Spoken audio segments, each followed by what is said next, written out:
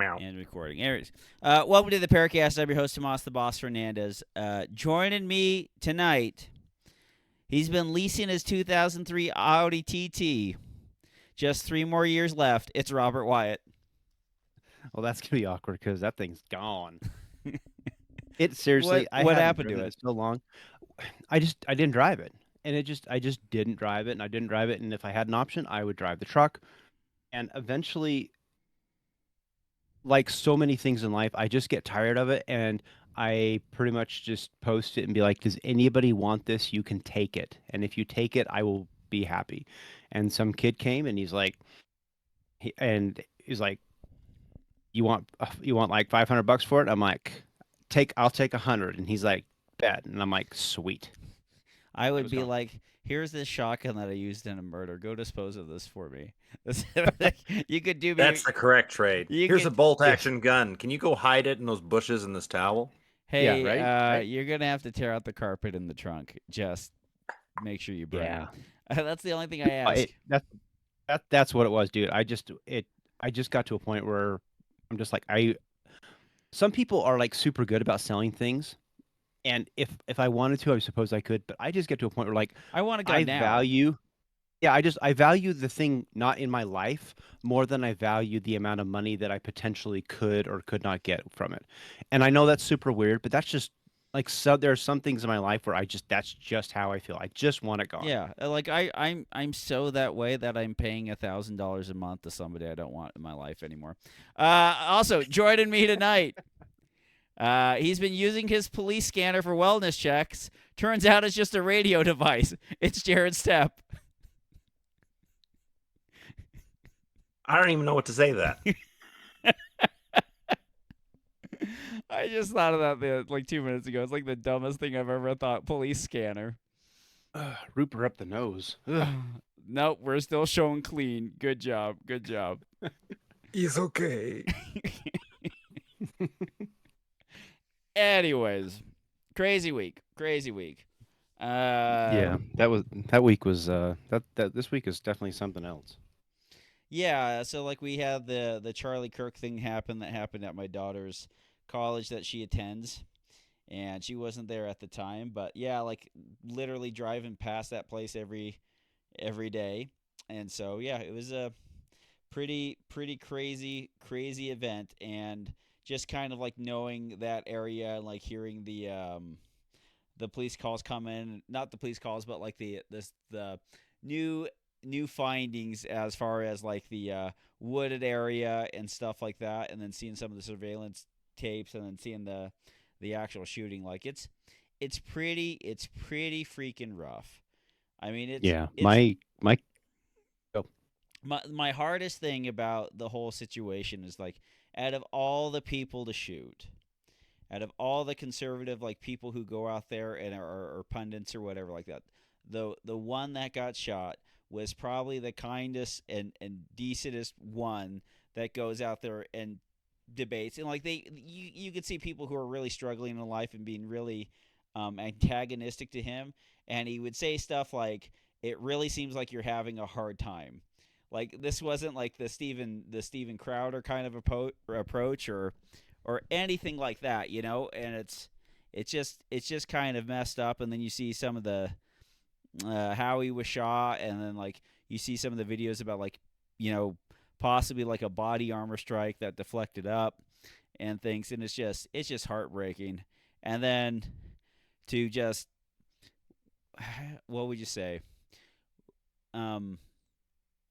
see the kind of trash reactions and the kind of trash people that the guy who committed the thing, like it's just it's so frustrating to have people that are so decent and so good at what they do be struck down by literally the trashiest kind of worthless kind of human being and social scum that's out there. But that's life, and that's a lot of the ways how it's always been. Yeah. The normies get killed by the Redditors. Yeah. Functionally. Yeah. And it's just you kind of see that stuff, and then you're just like you kind of see what the whole chats war and talking to his boyfriend or whatever about the stuff, and it's I'm not gonna lie. The best part about this entire situation was watching Governor Cox say, "If you if you read read this, this, Oh, you you're are gay. gay." LMAO on national television, and Yeah. everyone's like, "Ah, shit, he got all of us."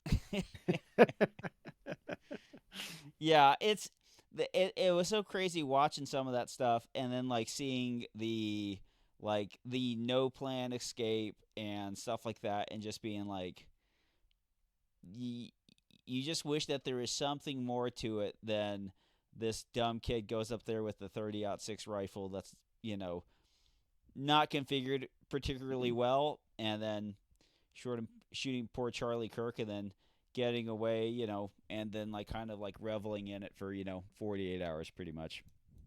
that's just the weirdest thing. It's like, I mean, he's a 22-year-old kid. At the end of the day, I mean, like he's a 22-year-old kid. Like I got married when I was 22, and we were so young and didn't know anything in the world, and yet this kid just decides that he's going to go and throw his entire life away over mean words, something that you disagree with somebody. I mean, whatever. Yeah, I but mean, what's the difference between this kid and another active shooter kid? I know, I know, dude. Now, I totally get it, and I mean, you see all these kids that do these things, and I struggle just with this idea. Um, I just struggle with this idea about these kids that just, you know, they're just in such a bad mental place that they just decide that they're going to go and like, you know, bring that much hate in the world. I think it's because I look at my kids and my kids are starting to get in that age, and I'm like I just don't see why people. I mean, I don't know. I don't know, dude. It just blows my mind because I I, so I don't know. yeah, I mean, obviously these people are not well, and then there's the people who are so full of resentment or hate or whatever, go into like just kill innocent kids or do something like that or take out as many people as they can before they die. And I guess the difference is on this is like this is surely a political motivated thing. Like most people who go into those kind of shooting events or whatever like that, and they just they want to cause as much pain and suffering before they go out, and most likely they'll end themselves or do something like that.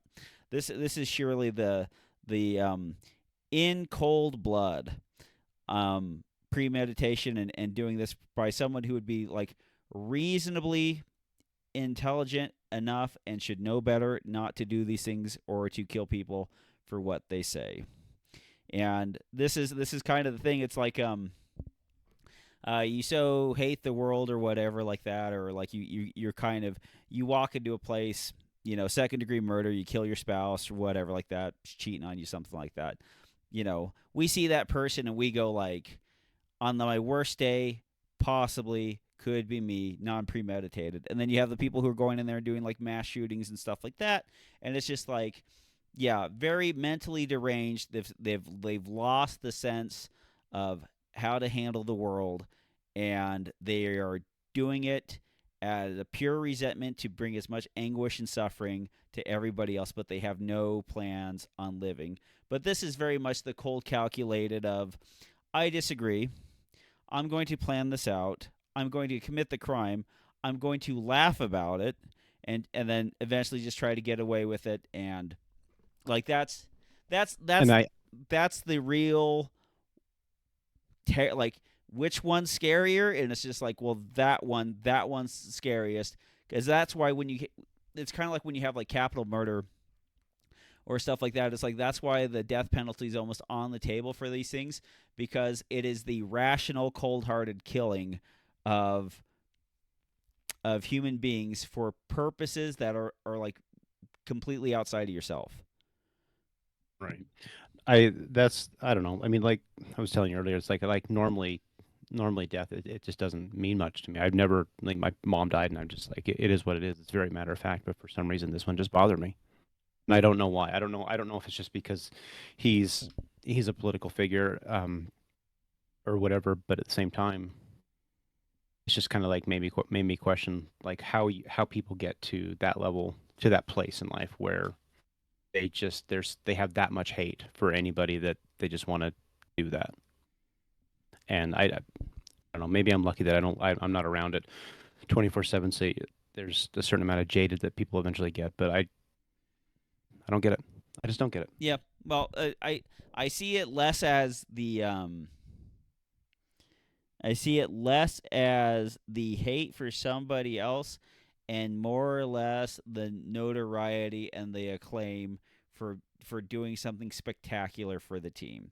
It's kind of like the Luigi Mangione thing. Like when really pressed on the issue, like he's not very good. He has nothing really to say. He just like I'll do this for like the cause or the team. Right. And that's Well, it's like, but stuff like that though. It's like the Luigi Mangione thing. It's like I can see. I can see the level. I can see how somebody gets to that place, but at the same time, it's like still like no, this is wrong. There's a line. It's like I've heard people saying like everybody like in their brain they'll have these dark thoughts that'll pop in, and like they'll just pop in and but then like the healthy person it kind of goes right back out. You know, maybe you think about it for a little bit, but then it goes out. You work your way through it. But people like with Mangione and stuff like that. I mean, like this thing, he actually thought about this, went through the process, and he decided that he wanted to like do this thing. And I yeah. don't know. Yeah, no, it's the scarier of yeah, it's the scariest thing is when you have somebody who is just like just because what you believe or what you've espoused, you are now on the list and complete timing and plans will go into it and I'll be happy after I do it. Yeah, So I don't know. I mean, poor Jared. I mean, you probably deal with bad stuff happening all the time, so you just become almost I don't know. I don't you almost become jaded to it, but it's weird. Nah, kind of. It's just a part of life. Yeah, yep. but Hopefully he the doesn't get inter- the interesting sentenced. thing Go I ahead, was just Rob. say the interesting thing about the whole thing is just how quickly the conspiracy theory like started popping up around it. People like talking about like he had a thing on his shirt and they're like, like what was that? And then people are like, well, he was wearing body armor and then people are like, where'd the gun? That was the one question I had because he's running around and he hops off the roof and it's like, well, where's the gun? Yeah, And it's hard to see. Like you could see something in there, like he might have been carrying something with his right hand, but like seeing the gun go up, so like probably pre-staged before he goes up. But then when he comes down, and you just kind of see this, and it's just like, dude, do not drop off a freaking building with an extra 30 pounds on your body. That is not a good idea to do for an escape plan. Or like, what's he doing with the gun? And then the gun's kind of weird configuration, and then seeing it kind of like dropped off. It was just weird, but it's like, yeah, it all makes sense. It all makes sense. So yeah, yeah, it's just crazy a world. yeah, it's just sad. And then seeing some of the things like I watched some like Paramount Tacticals video or whatever on the rifle plate or the body armor where it could have just hit the top, bounced off, and then up into his neck, and it's the old Tom Yeah, Clancy saying goes. I watched a C-SPAN thing with Tom Clancy 30 years ago, and he just called it the Devil's Lottery, and it's can't right. win for losing. Anyways, hopefully the kid gets more than a 30-day suspension from the range because we've had a no names to be included, but we've had kind of like a kerfluffle at Slipsa where a um, seasoned important club official, club officer might I'm really enjoying how you're doing such a remarkably good job of dancing around, not saying the names. yeah, well, so somebody was downrange setting up, and this club officer decided that he was going to charge up his PCC and fire a few shots downrange. And then it turns out somebody else was downrange, and this became obviously a tipping point for the mental stability of the person who was getting shot at, and the other person was because of their importance to the club didn't feel like it was that big of a thing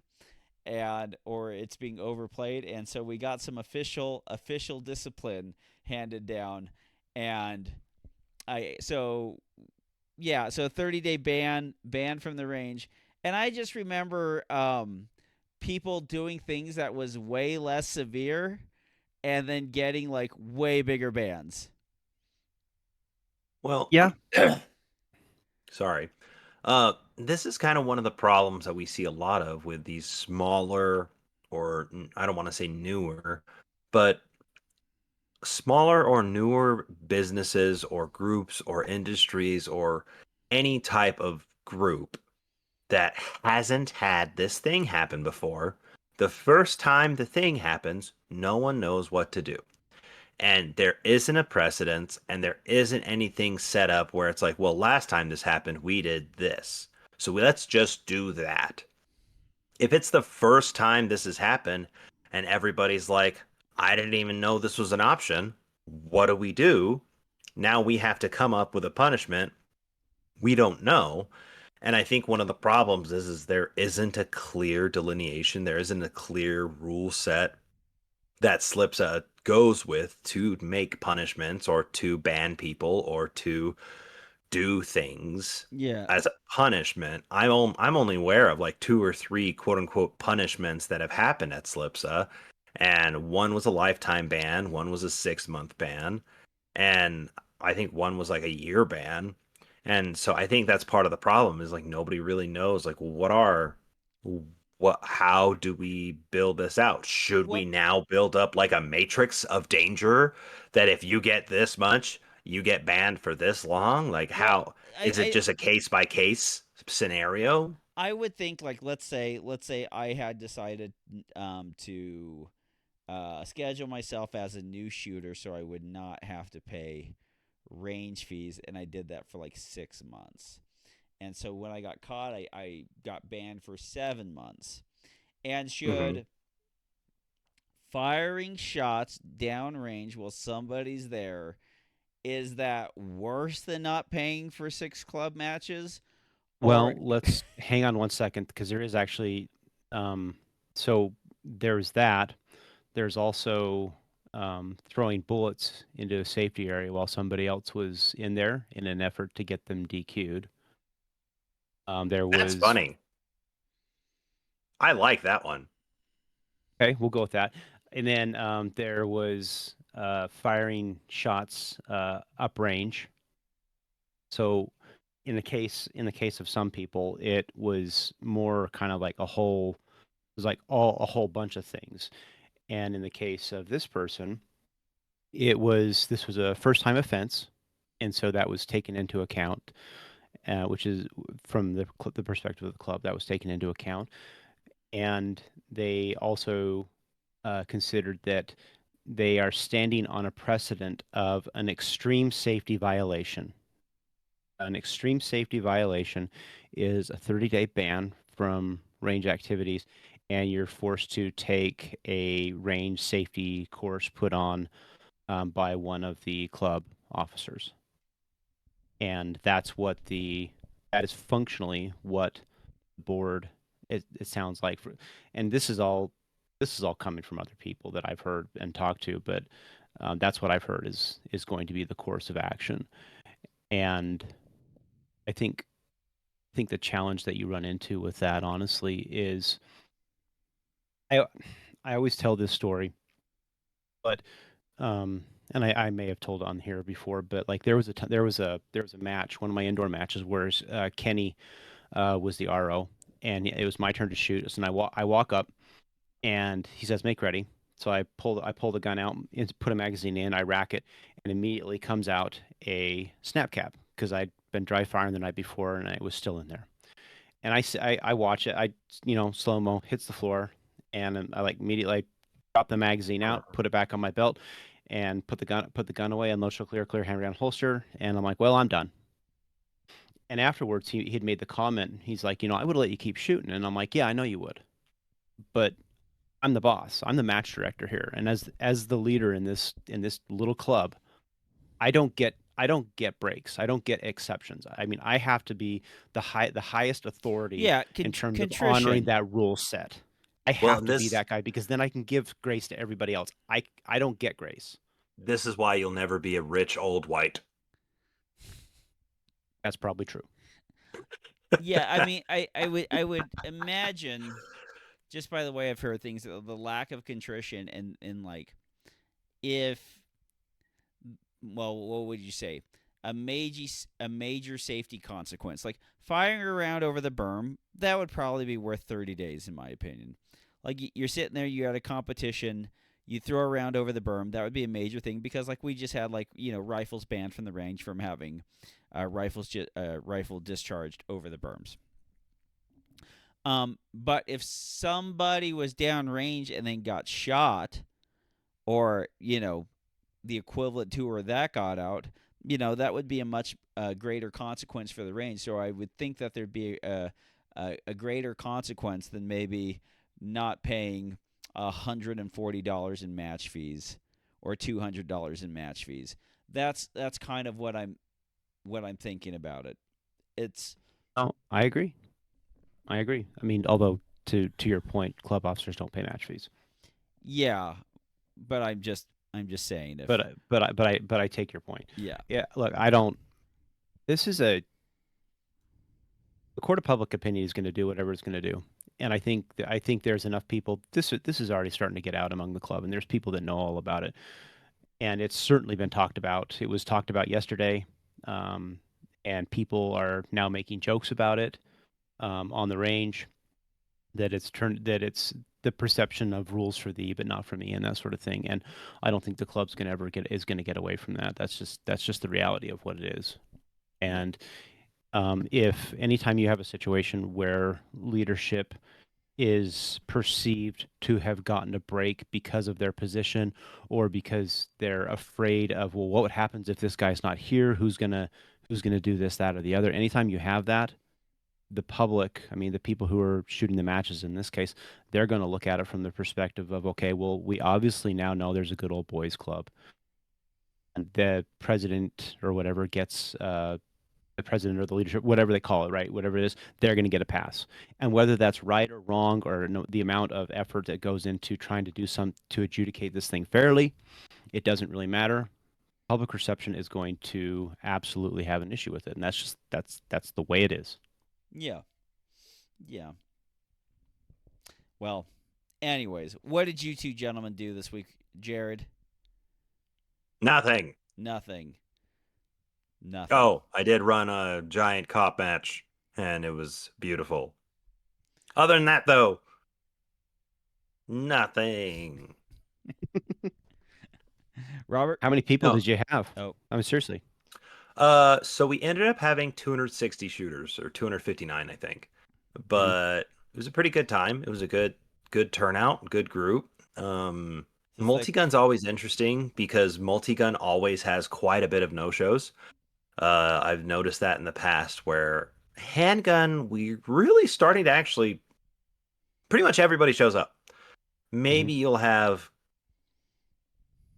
5%, if that, but typically we're looking at 10 to 15 people who no show for the handgun, which is pretty good when you look at it as a 3 to 400 person match. Especially if they no show, like, after already paying the money and don't ask for it Yeah, back. so they already pay the money, so I that's don't a care if they no show. that's the Yeah. wealth of multi-gun. That's But why we shoot multi-gun, pistol because we can't afford to do that kind of stuff. multi-gun's interesting because we had 280 shooters sign up for the cop match, and I started sending out my drunk emails about 2 or 3 weeks beforehand, and basically said, "Hey guys, this is your last chance to to ask for a refund. We're past the month mark. I normally don't give any refunds, but if you ask for a refund here, I'll give you a half refund." Nobody said anything. And then past the any refund at all point, the 2 week mark. And then I start getting these withdrawal requests, withdrawal requests, withdrawal requests. I'm like, okay, doesn't matter. I'm not refunding any of you. And so I probably had about 20 people withdraw on practice score. And most of them were fine about it. They all said, "Hey, something changed with this. Something happened here. I can't come anymore. Don't worry about the refund. Give the money to the match. No big deal. Uh, thanks. Cool." But match day, we had about 50 people just straight up no show, which is nuts. That's nuts. Yeah, that's 50 people just straight up did not show up. So it was actually kind of funny because we had planned and we had spent all that money. So it's not like we had extra money. We had Mhm. spent all that money that those 50 people gave on shirts and prizes. And so we had about 300 prizes to give out. Um, because of all the no-shows, we had a fuck ton of extra prizes. And so we just carried it all to the Nauticop the next day and just gave the Nauticop guys, they left with probably every single person who stayed and cleaned up at the Nauticop probably left with about 50, 60, $70 worth of stuff. Sick. And I mean, because we had a shit ton of extra shirts, we had a shit ton of extra coffee. Nate Oxendale, that bastard, he's such a good dude. He worked so hard and he helped us out so much. He did a ton of work. He did a ton of stuff. He always helps out in the cop matches, and so I was very grateful for him. And he was hanging out. He was the last one to leave every single day, and so he was a good dude. And it was funny because at the end of the day, he's like, "Hey, do you guys want this box of coffee?" And it was a case, probably like, I don't know, 20, 30 bags in it. And we're like, fuck it, you can have it. And he's like, "Yeah." Yeah, that's How not much? How that's long? $1,000, $1,200 worth of coffee in that case. I don't know. It was just funny. Like he was just like, "Yeah, dude, you can have it. That's fine." Because How we long does a had, bag I of think, coffee last anyway?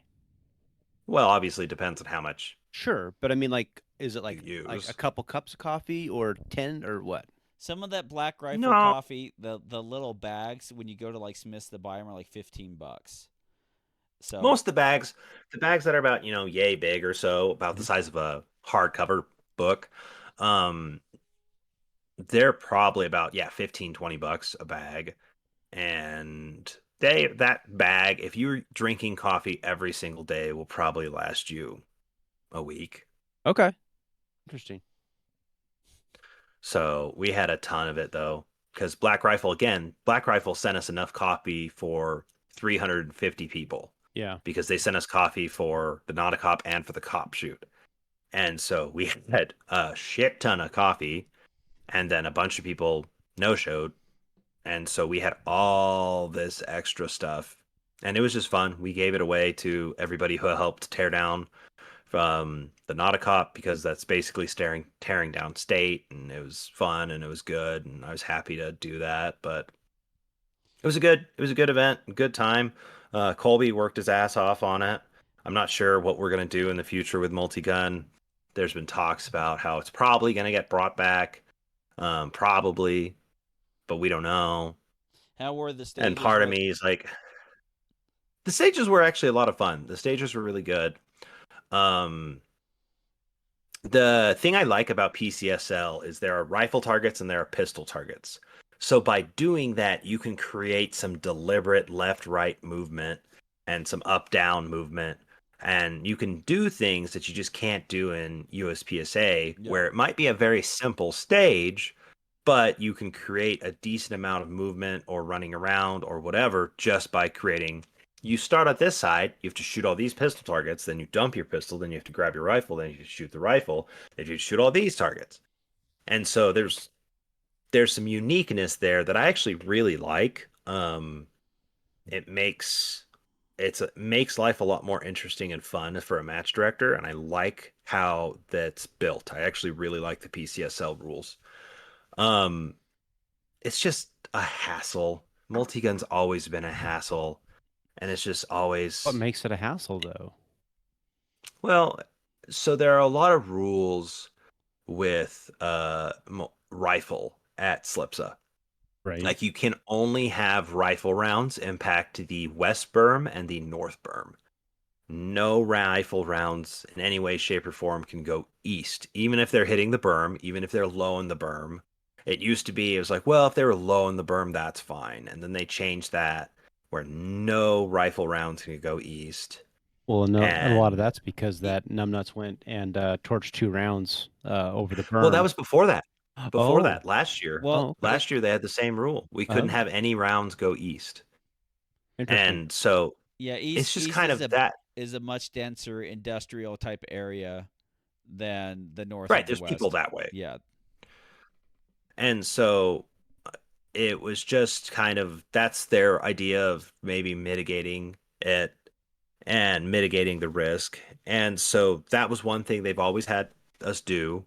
No rifle rounds to the east. We can only go north or west. And then again, the big thing with the cops, it's like, well, you're trying to figure out like what could a cop do here?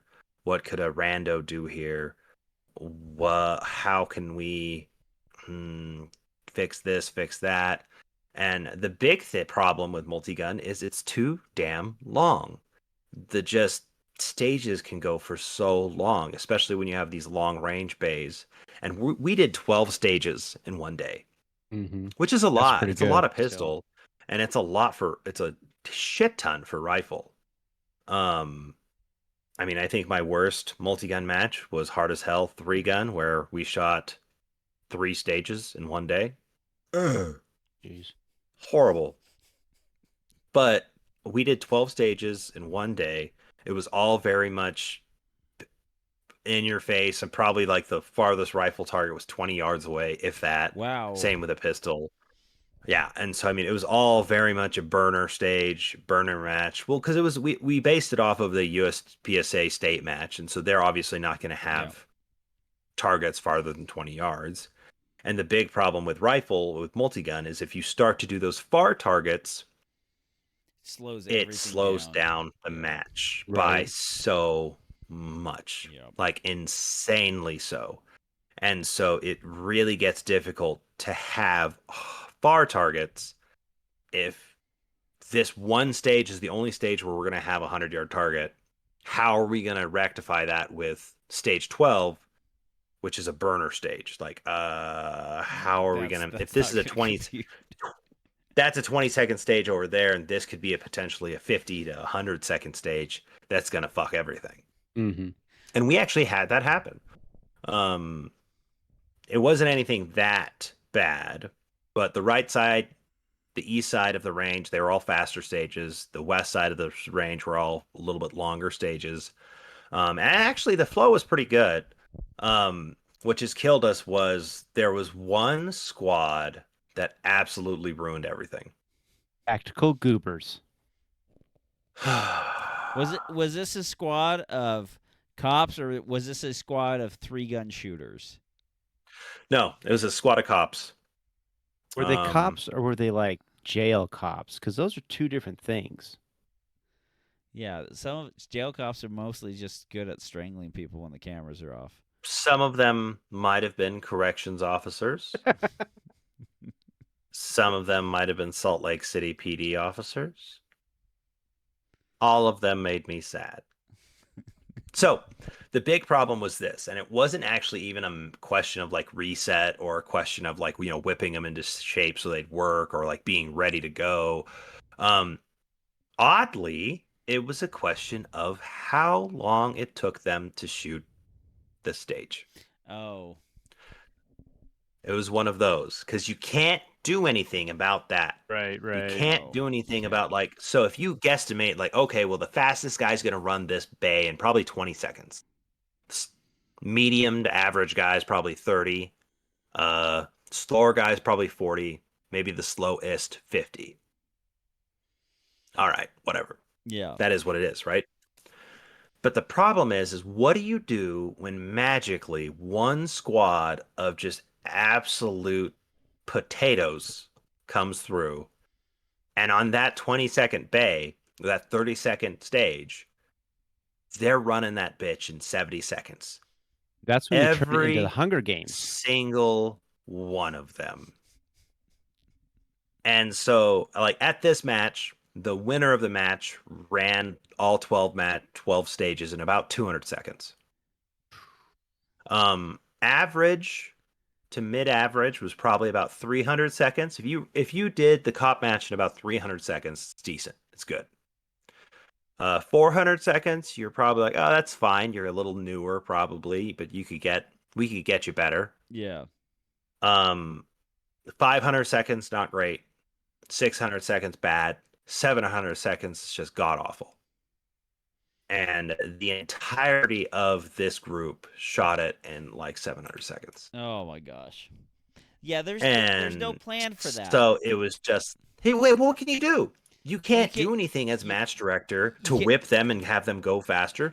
You can't say, hey guys, uh, fucking don't do that. Like, you can't get more ROs to whip them and have them go faster. There's literally nothing you can do That's why I'm except, that's why I'm saying, dude, you turn it into Hunger Games and you make somebody a tribute and you just get rid of them. And now God, you've saved a little bit of time. Well, And you now just keep doing it till the um, speed improves. now you have now you just have to have something that built in where it's like if you go over, let's say for the sake of this, if you time out on a stage 3 times in the match, you're just done. well, and that's the thing. That was That- actually, we had that conversation. We're like, are we well, gonna have to create like a timeout? well, And like, I if you think guys go over this amount, I mean 3 gun does have a but lot of timeout stages.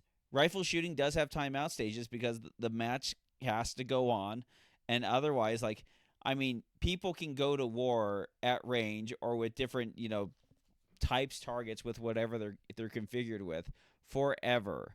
Like Yeah, eventually, but that's the I weird thing though, Tommy, because like most I of these do want to stages bring are up, burner stages. oh, It's I not they're like know. it not. takes like a lot of It's like high not end like you're shooting at stuff. a fucking 400-yard target and gonna run through a whole mag. Yeah. You're shooting at a goddamn paper target at 10 fucking yards. I'm not. I'm not. Like, I'm not what Bang. the saying you fuck? should have Bang. had one. I'm just saying, out of all the matches, the cop match is not the one where you have a timeout because everything's going to be shot relatively in the same amount of time, and you're just going to keep pushing through. Are these guys literally trying to play like perfect double score? Is that what they were playing?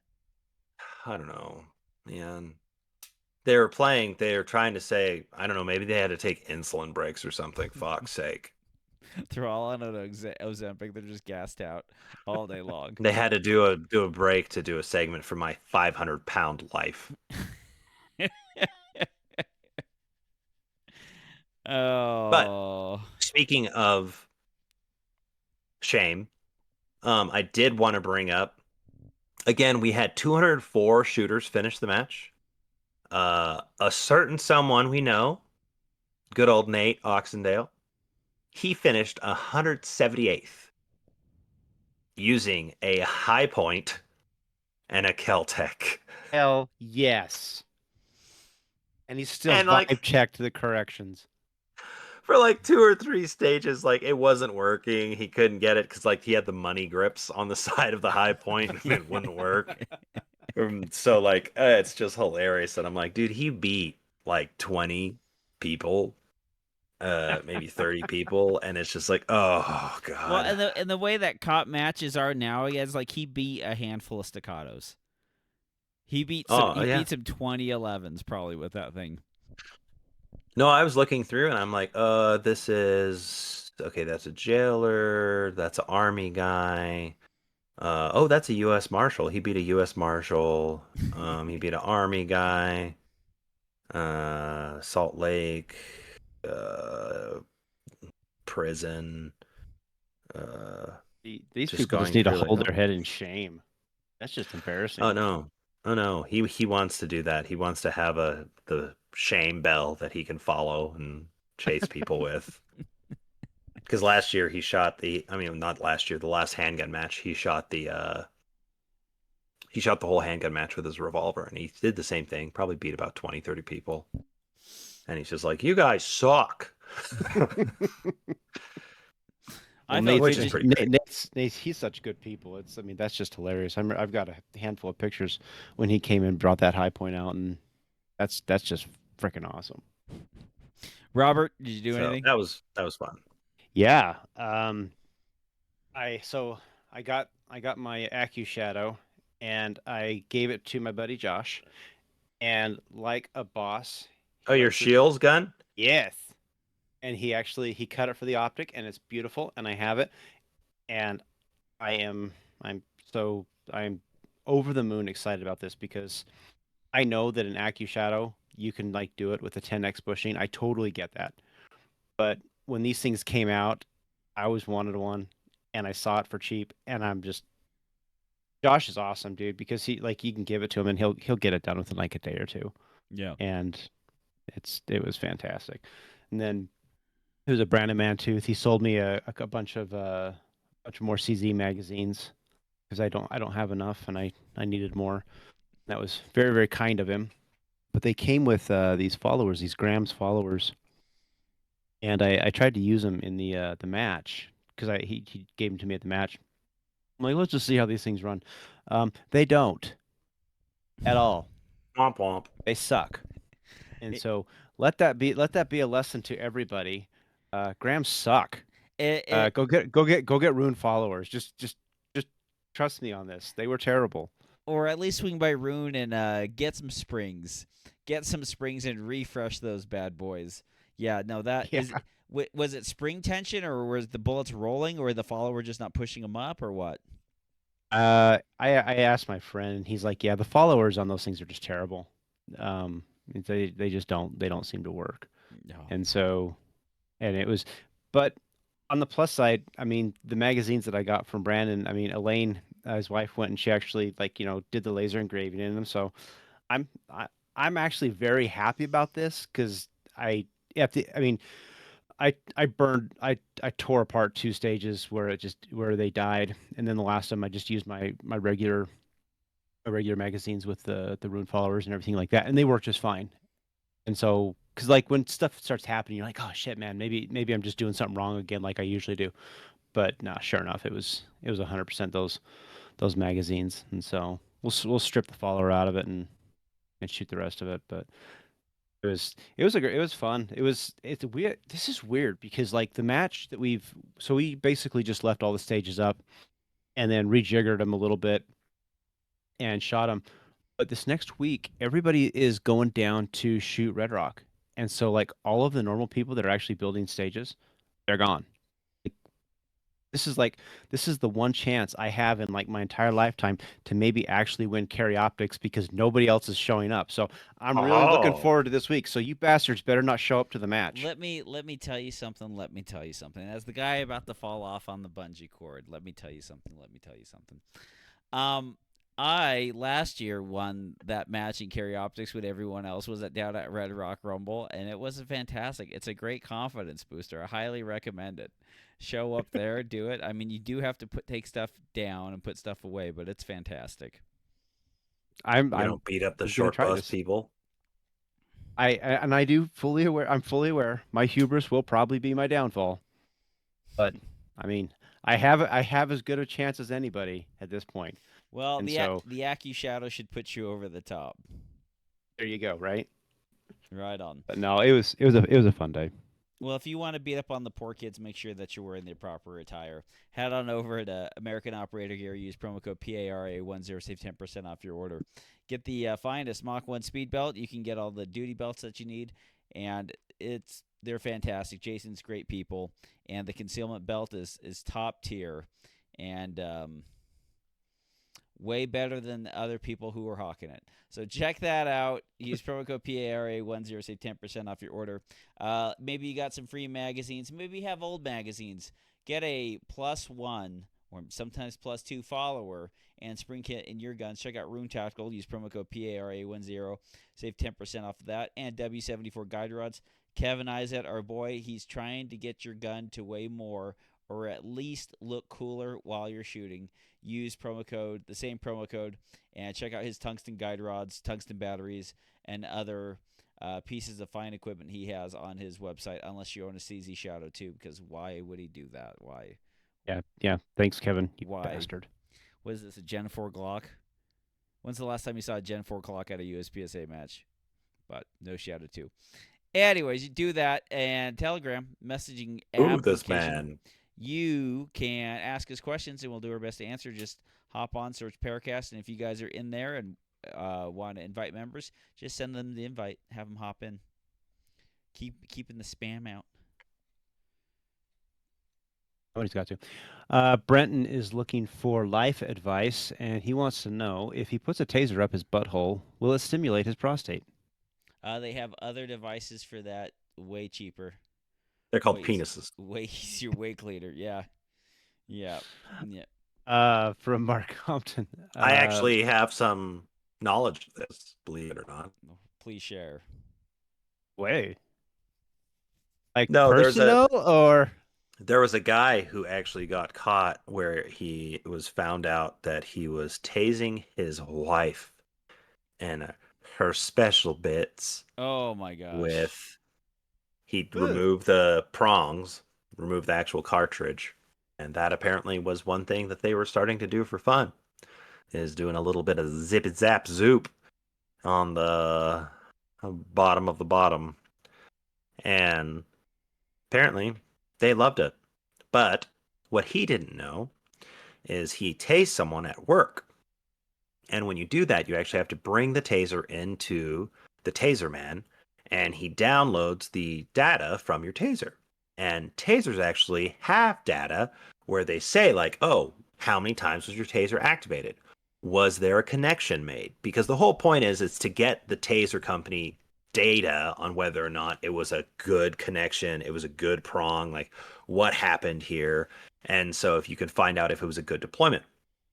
And it's another thing is you're supposed to find out, you're supposed to actually test your tasers about once a week. Technically, you're supposed to do it before every single shift, but realistically, it's like if you test your taser once a week, take the cartridges out, you do what's called a dry stun, and you press the button, it goes tick a tick a tick a tick a tick a tick a tick, and you need to see if it's working, Yeah. if the prongs are connecting, if the electricity is arcing, et cetera, et cetera. So you're supposed to do that. And so that's one thing that they do is when they have failed taser deployments, they see and like, well, or have you been arc testing? Have you been spark testing your taser? Um, Maybe the battery died because of that, et cetera, et cetera. So when they look at this guy's taser, they're like, what the fuck? There's just taser deployments all over the place. And it's not just like a connection. It there's a different signal for if it's just doing it in the air or if it's doing into Yeah. flesh or a object because it closes the circuit or whatever. And so they're like, "What the fuck? You've been tasing something at 10:59 p.m. on this Friday? What were you tasing?" Comes to find out, he was tasing his wife's taint. yeah, So, these guys are some randy ass people. apparently, it was pretty good. You know, Haven't sometimes tried it myself though. sometimes you're just like washing yourself in the shower, and you like cut yourself with a fingernail as you're cleaning up back there, whatever. Like that's enough for me. That's all I really needed. Don't need any of that business. Have you ever had a woman pay some your attentions to your buttholes? No, and I'm gonna keep it that way. Next In the question. wise words of Squirrely Dan, feels pretty good. Shit. Yeah, from Mark. Is there a good choice of gun for carry optic and limited optic that is competitive in both? Well, Glock. This CZ Shadow 2. Fine yeah, gun. Yeah. almost anything in there, and I even think some of the polymer offerings could be just as competitive. If a steel gun is competitive in carry optics and polymer guns are still competitive in carry optics, they should basically transition over to limited um, LO just fine. I really Yeah. think the LO market is oversaturated with expensive handguns for no reason. Overly expensive, like $2,000 and over. I think there's plenty of room down there for tons of different pistols to be used in there. And honestly, the difference between a magwell and a single action being the only thing that separates those categories, I don't see it. And two, it's like you can get something like a Shadow 2 and just like don't even put a wider safety on it. Just leave it. Maybe a magwell, but yeah, I don't think Yeah. there's that big of a difference to worry too If much I was about going it. to hop in between the two, I would just have a Shadow 2, and then I could have it where the safety, you could actually turn it on and off. Like, if you're going to shoot in carry optics, have the safety off and just, drop that hammer on a live round, live your best life. And if you're going to shoot limited optics, fucking throw a magwell on it because that takes like 5 seconds and shoot it in single action. Yep. Really? I mean that is the answer. I mean, that's the funny thing is like even some people think that the CZ is hard to reload. Like it's got like a small magwell or whatever. I think they're bitches, but I don't think you necessarily even need a magwell for as little as we actually have to reload um, on a stage, like one reload. I mean, it's not that difficult. If you Right. run a DASA, it's probably just fine. But put it cocked and locked. Uh, God, the world's your oyster because Shadow 2, it runs really well from a single action perspective. Yeah, and there's So there's yeah, there's multi-division guns. I mean, basically every modern carry optics gun that's come out that's been like this steel frame, like the Beretta or the Canic Rival Steel or all that stuff. Like all that stuff they play in between the divisions so well. Like a trip to lock grips and getting a magwell or something for your gun, and you're basically set. you know what needs to happen more than anything is USPSA needs to actually create a nationals that people want to see, which would be carry optic limit optic. That's what people actually want to see. They don't want to see all this other bullshit stuff like revolver and single stack. Nobody gives a shit about that. If you want to see, like the people really want to see that those two divisions going head to head and actually see who wins, because all the rest of it's just like, I mean, give them their own nationals or whatever, but make a nationals that's actually carry optic limited optic. Then let them have a shoot off at the end. That'd be fantastic. Have the Yeah, have the two high places do a shoot off. That would be absolutely a good time. Yeah, there's essentially no difference. And honestly, like a Glock there isn't. 47 Yeah. could a Glock 47 with a Magpul Magwell or just freaking a CHP precision speed shoot or even like one of the old Taylor Freelance slug plugs, like you could be competitive with that in limited optics. There's really no essential difference to worry about it. From Moisha, why is customer service in the gun industry feast or famine? The same reason why companies kind of do the thing when the company's suffering, they decide that they're gonna do a starvation kind of mentality where they're gonna cut everything down and cut quality control and just try to operate at the lowest cost possible. And then there's companies that realize like, oh, we're barely hanging on by a thread doing this. Let's do the exact opposite. Something like Kimber, where all of a sudden you're seeing this big uptick on how Kimber's handling problems and coming out with new stuff. And they seem super responsive. And they're not a big company to deal with it. So there's companies that will always do it right, and then there's companies that are always on the mindset of like we're 1 or 2 months away from going out of business, and so we're gonna pretend that we're 1 or 2 months away from going out of business instead of actually trying to provide decent service. I think I'd one of the also things you go ahead, Jared. I'd also say that part of the problem is the gun industry, just by its nature, invites a bunch of fucking weirdos.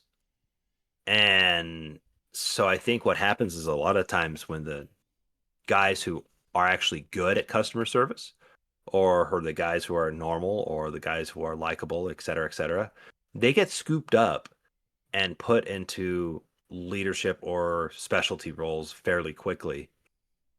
And so the normal like customer service guys that you would just probably contact on a day-to-day basis, that's probably going to be just some dude that's somebody's kid and they heard about a job where they could make $20 an hour answering phone calls. And that's probably what that is. Yep. One of the things that happens with so a lot of these companies in the gun industry and truthfully like most small mom and pops, these things were started by people who were good at making a thing. Like one day somebody said, "Hey, I think I can make a guide rod cheaper than everybody else." And so he made one. And all of a sudden it exploded, but he's still a one man shop. And he was really good at making the one thing. I'm literally not talking about Kevin. I'm just using that as an example. But what you find is the person who's really good at making things may not also be good at interacting with people. And so when they have to like deal with people, they're just like they go back to autistic engineer mode and like it worked for me, so I don't know what your problem is. Fuck Yeah, off. I designed it. And I a know really good everything from back and forth and inside out, and this is how you can handle that problem. Why don't you understand? Like, Well, Yeah, and and you see that with Practice Score, right? I mean, you have a yeah, very talented developer in Eugene who reasonably is probably not the kind of person you'd ever actually want to face customers yeah, because it that's just not their mentality. But these small companies like, well, I can't afford to pay somebody just to do nothing but customer service. That's more money than I'm making. or like, And so they try and wear all the hats, but they do it poorly. yeah, but like Robert's seen it where he was helping out with Gallant, and the, the actual number of problems that you had where a customer called in who had a legitimate complaint and a legitimate issue and a legitimate like, oh no, shit's fucked, guys. Hmm. Um, I would say it was probably a quarter, if that, of the Yeah. calls you got. The Hmm. majority of the calls is probably somebody calling in and going, how come these little bullets don't got the brass bit on it? Because I thought I was ordering bullets. And Exactly. that wears on the customer service reps where they're just continuously being dealt. They're getting calls from just fucking mongoloid ass Alabamians calling in after fucking their sister and not understanding how anything works, and it just wears and wears and wears and wears on you. So And to add to that, Jared, is that it's always your fault. right. And you spend 5, 6 emails. I've talked about this on the show. You spend a handful of emails walking them through the problem until they get to the point where they realize it was Tell they actually them who screwed up. And you know that was the case because they stopped emailing you. because the emails stop. yeah. Yeah. Well, it's I would recommend that whenever you kind of want to get into X product from X manufacturer, getting something like on the lower end from that manufacturer and just see how it kind of goes. Like there's optics and stuff that I know are better, but like a loophole delta point, the vortex, like I know no matter what happens with those things, I'm going to be covered by the customer service because the customer service and the warranty is so damn good. And like for people who are like looking into getting into like 2011s, like Staccato's customer service is premium. They're looking to help you out. They'll send you call tags. They'll pay for the call tag and send it to you. And then there's companies who are very, very difficult to deal with to get resolutions to your problems. Like for me, like Those companies have a tendency to go away over time. yeah, and The, then some the Delta Point loophole, TreasureCon, stuff like that, they've grown and they've understood that that customer service is really kind of the number one thing you do in a company. You have to get that right. I mean, like even at Highland Group, that's that is the number one thing. When that company was started, it was like we will take care of the client, even if it means we're going to lose money on something. The clients are always going to go away, and they're never going to walk away saying like, oh, the Highland Group sucks yeah, in that because we always try and take care of them, and that's done well for us. We've stuck around for coming up on 40 years because of that mentality, taking care of the client. When you lose that, or if you don't have that mentality, eventually I don't it have that will mentality. it will burn you. yeah. I Oh That's guess yeah, fine. but you've got a beautiful face, and people just sure like that, and a taser apparently. the A tainter. yeah, A tainter. 75th contact today.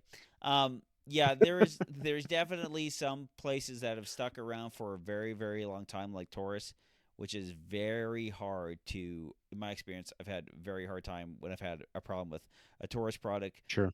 giving that back. Sig, like even before the whole controversy, like in 2014, had an issue with the Sig P250. Tried to get that fixed. They want to charge me $75 to send it back to them with a call tag and everything like that. There is definitely a lot of companies that will give you that kind of a problem, and so I know for this game, um, having something where you can send it off and be no worries no matter what happens is a big deal. And so there's a lot of cool, custom, nice little things that you can get or put on the gun. But if I know if the customer service isn't going to be able to back it up, then why even bother with it in the first place? Right. From Ron, what is the contact information for the guy that makes the support for swingers? Has what he's asking for is Taylor Dags Taylor? and Yep. Taylor and Zach. Taylor and Zach a couple of years ago invented this. It's a hinge support on a plate for swingers that we have, the target swingers at the matches, and it basically it's a plate, and then it's on a hinged base in there, and it so that when you pull it with a popper or whatever, it falls down consistently every time. It is 100% perfect. It's the best thing that was ever invented to activate a swinger. I've never seen anything better. Ron, they're actually in the Paracast chat. You can just message them. That's if you guys have never seen that before. I've seen a lot of clubs that are starting to copy that because it was perfect. I mean, it is one of those things where you see it and then you ask the question, why has nobody been doing this all along? Because it actually just works. Yep. I mean, the way we used to do it in the past was, take a Janky. 1x1 stick or something like that and try and yank it out, and it was always janky as hell. But what Taylor and Zach came up with is just fucking awesome. Major match activators is basically the reliability of them. You take stuff that you used to not be able to use in kind of major matches for consistency problems, and now they're available. Mm-hmm. Dirk had a question. He says, how many people listening would be willing to get in touch with him to see if they'd want to participate in a monthly IPSC shotgun only match? So this is obviously in the Salt Lake market. So if you're interested, hit Dirk up. From Ron, when using the one true gun Shadow 2 for a competition, what's your essential spares kit? Ignore the 2 is 1 and 1 is none rule. Basically, if you went to a match with only one Shadow 2, assuming that you're using a quality optic, I would change all your springs out before you left, and then maybe take an extra slide stop. You should be putting a major match slide stop in there, but you take a slide stop, the trigger return spring, a hammer spring that's heavier than what you're running. So if you're running 11.5, take a 13. Something that just in case you had a bad batch of ammo, you can just hit it that much harder so that you can kind of take that out of there. I've always had that. Even today, I still have that. The recoil spring, take extra springs. If you happen to have an extra optic lying around, typically that'd be on the second gun, I would take it, because I have found that what goes out for most folks that are shooting optic guns is the optic. And so front sight roll pin. I actually have not seen those. I've not seen those come out lately. And I don't know if it's because people really aren't changing them because they're just putting optics on them. And so they never actually, because the ones that come from the factory are set really, really good. Yeah. But it does you hold in certainly the you bushing, certainly could have correct? it. It does hold in the bushing for the. Yes, it does. And so that's like kind of one of those things. It's like bushing is really important, and retaining the bushing. And so if you're going to have one kit and then you get done with day one and all of a sudden you're noticing that your rattle or the pin's off, or you lost your front sight, like that's something that would save a match if you saw it go out. Oh, you know what else you absolutely have to have with all that stuff is the actual tools necessary to replace the parts. You'll need a slave pin unless you have the EMN Tech apparently sells a trigger return spring tool. I've never seen it till today, but you'll actually need like a slave pin to hold the trigger and spring assembly together while you put it back in. So you'll just make sure that you have the tools there. That's actually probably as critical as anything, honestly. Yep. Awesome. Last question from Michael D. What have you found to be the right mix of local / major matches for a fulfilling season? For me, it's always just been like personal progression. Like I don't care how many majors or whatever like that, and I never shot a whole bunch of majors. I think the most majors I shot in a year was 4. It's but as long as I feel like I'm doing better and I'm making progress, I don't think the majors kind of stack up. I feel like for most people, when they go to majors and actually shoot it, a lot of stuff can kind of get in the weeds of like um, the weather was bad, wasn't able to get up there, gun didn't work, ammo wasn't performing well, or something like that. And then they come away from that spot, 10 places lower than they thought in their mind. And sometimes it's really good and it's, closer to the top than what they thought they had in their mind. And it really kind of throws a skew on how you feel about the year. Because there's the one thing about the shooting sports, it has the ability to degrade your personal thoughts of your progress that you've made. Like a lot of us are only our feelings are as good as the last major match that you shot, and you can make a whole lot of progress and be very very consistent, and then have a terrible match, and then all of a sudden you're looking up new ways of practice or switching divisions or something else like that. New ways to hang yourself. Well, and I actually just do whatever I think is fun. I'm very much like this sounds bad. I'm not here to be a hyper competitive. I'm not here to try to like make this my identity. I'm not here to try to get a bunch of sponsorships or anything like that. I'm here because this is a fun thing to do that I enjoy and I like, and it's a good time to hang out with friends. Yeah. And so if Tom and Robert called me and said, "Hey, bitch, we're going to go and we're going to shoot this match. You in?" I'd probably say, "You know what? Fuck it. Why not? Let's go." It's not because I want to go to that match. It's not because I want to go to this major or that major. It's because I want to go enjoy life and have Mm-hmm. fun. And I think that would be a fun time. As opposed to, there are certain people who are so spun up in this and so jazzed up about this game where they make it their whole identity. And we've had a bunch of guys at our local club that'll show up, burn as bright as the sun, and shoot 100,000 rounds in a year, be at the range 3, 4, 5 times a week, start dog shit, end probably the one of the best shooters in the club, and then they go to a national and they don't compete at the level they want to, and then they're just gone and they quit and they're like, "No, I don't want to do this anymore," and they wander off. And the thing is which one are you? Which one do you want to be? And how can you get to be where you want to be? Right now, I'm here because I'm enjoying things and I'm having fun. Yesterday, I could have gone to Slipsa. I didn't. I went and played pickleball with my kids and my wife. That was fun. Yep. Mm-hmm. You Uh, That's the answer, honestly, Jared. I mean, that really is the actual answer. I mean, at the end of the day, this is a game, and you should be doing these things because they're fun. If you've never been to nationals, go shoot nationals because it's a very interesting experience and it's fun. I generally think a match, like a major match, should cost about 10 to $12 a stage. And when it gets more than that, I start looking at it from the perspective of, is this thing even worth it? The Not a Cop match is actually a very nice match because it's very, very cost effective for what you're getting out of it. I mean, when you really, really get down to brass tacks, it doesn't matter whether it's nationals or, Slipsa. The stages are all the same. yeah, and They're really just the same. And so it's like, how much money do you want to spend on it for the experience? I'm going out to Area 3 because I get to see Mount Rushmore. And how fucking cool is that?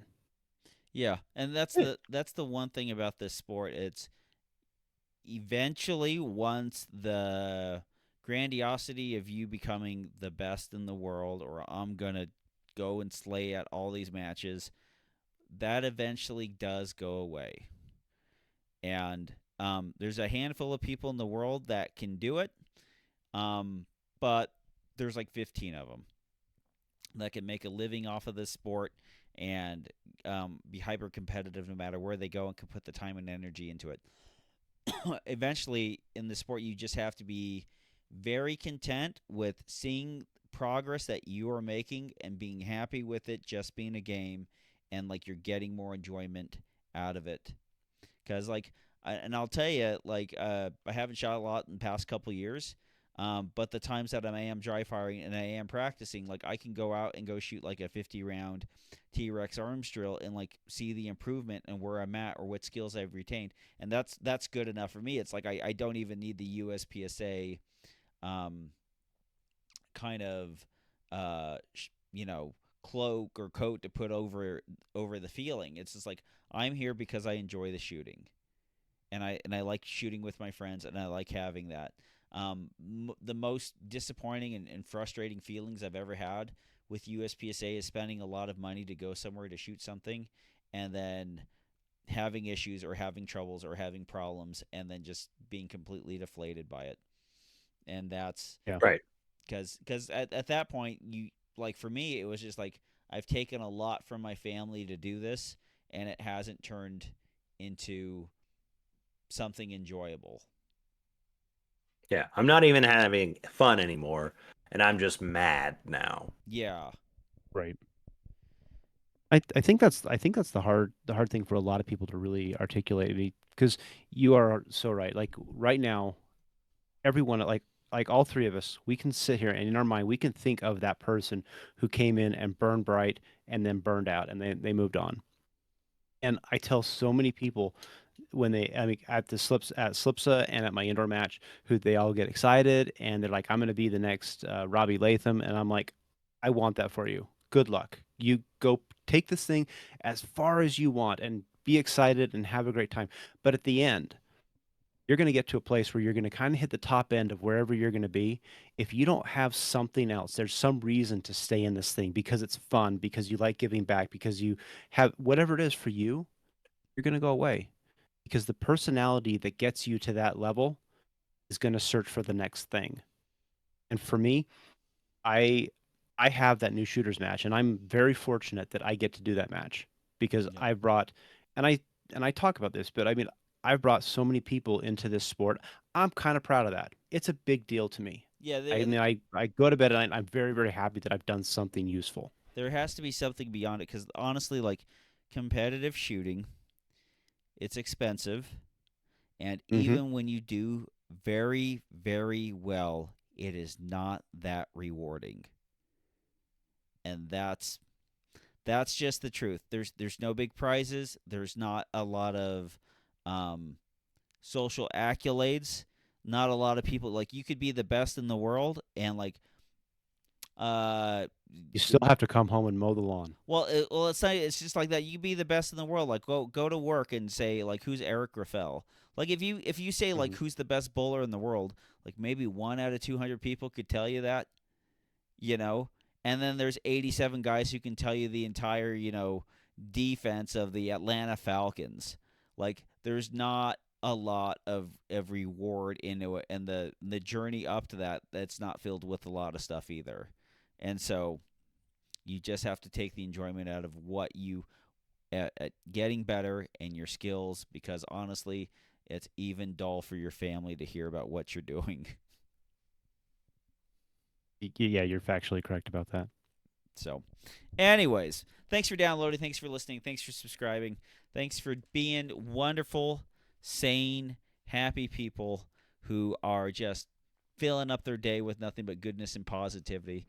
And that's what we need out of you guys. So remember, we're all doing this for fun. Life's fantastic.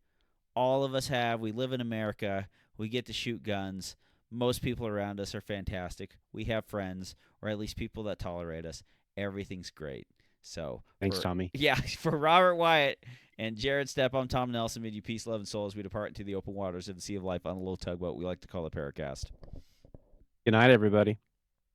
Doot doot.